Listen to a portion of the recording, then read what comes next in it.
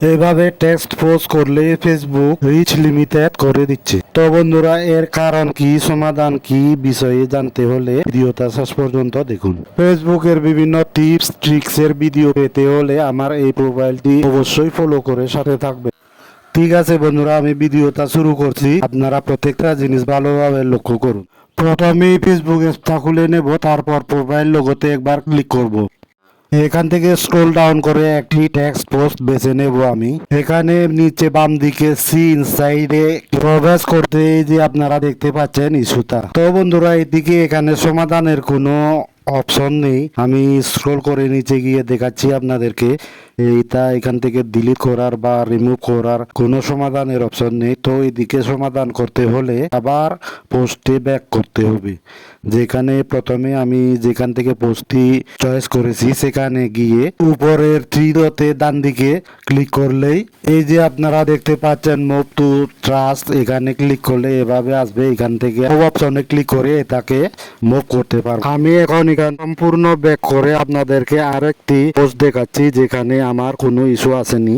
তো এটা হচ্ছে কি বন্ধুরা, আমি এখানে আমার যা মনের ইচ্ছা লিখে পোস্ট করেছিলাম। তো এখানে তো কোনো ইস্যুই আসেনি বন্ধুরা। ব্যাপারটা হচ্ছে বন্ধুরা, ফেসবুক এখন বলছে আপনি কোনো টেক্সট পোস্ট করলে পরে সাথে ভিডিও বা ফটো থাকতে হবে, নয়তো এরকম ইস্যু চলবে। তো বন্ধুরা, কিভাবে সঠিকভাবে পোস্ট করতে হয় আমি সেরকম কয়েকটা ফর্মুলা দেখাচ্ছি, আপনারা ভালোভাবে দেখবেন। আর হ্যাঁ বন্ধুরা, আমি ভিডিওটি লম্বা করছি না, বিস্তারিতভাবে দেখাচ্ছি না, কারণ ফেসবুকের এই রেটিং তো বন্ধুরা আপনারা সবাই জানেন। তাই আশা করি আপনাদেরকে আবার বিস্তারিত বলতে হবে না।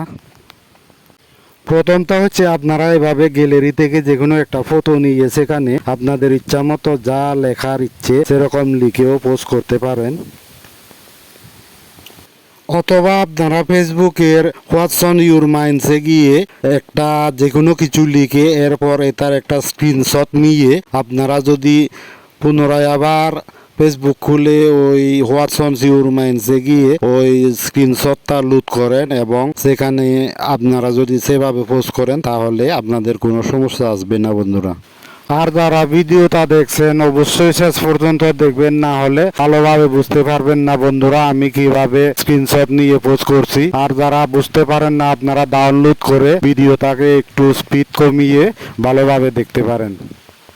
তো আশা করি ভিডিওটা সবাই বুঝতে পেরেছেন বন্ধুরা। আজকের ভিডিও এই পর্যন্তই। ঠিক আছে, আপনাদের সাথে দেখা হবে আবারও ফেসবুকের একটি এরকম গুরুত্বপূর্ণ ভিডিও নিয়ে আগামীতে। সবাই ভালো থাকবেন, সুস্থ থাকবেন। সবাইকে ধন্যবাদ জানিয়ে আজকের ভিডিও এখানে শেষ করছি। নমস্কার।